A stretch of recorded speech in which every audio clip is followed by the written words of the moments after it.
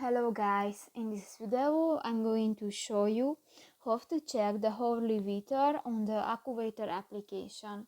But first of all, I just want to mention, please don't forget to subscribe to our channel, because at 100,000 subscribers we are going to show you our YouTube revenue statistics and growth strategy, how to make money online.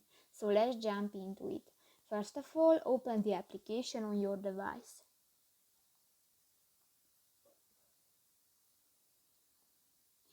Tap to the hourly button next to the today option at the bottom of the page,